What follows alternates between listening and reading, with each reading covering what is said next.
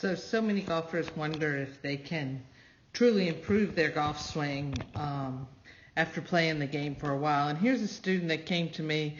The video on the left was his very first lesson with me, and the video on the right was his second lesson with me within a week. So the main thing that we were working on with him was his position at the top of his backswing.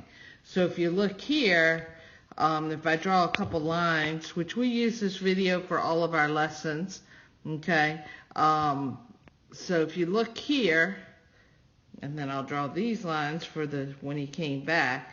One thing that you can see is his posture is a little bit better on the right after a week of practice. He's a little bit more over the ball, got his knees bent a little bit more. But if we look here as he takes the golf club back, you'll see he takes it back on a pretty good plane, but then look how open the club face is at the top of his backswing and how long it gets, okay? And when I say open, you can see that club face is just dead open there, and then it drops down behind, and he has a big cup in his left wrist. So instead of having a nice flat left wrist, he has a little bit of a cup there. So we definitely worked on just trying to get the golf club shorter and more square at the top of his backswing. So here he is in a week, okay?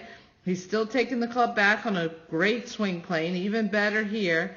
But you can see that he's got the wrist short, flat, and the club is much shorter. Now, that's his practice swing. So let's see where he goes when he actually hits the shot, okay? So he goes back. So you can see the difference. There he is where he hits the ball. You can see that the wrist is flat at the top and the club face is in much better position, pointing exactly where I wanted to point with that flat wrist. So that's 1 week, his improvement.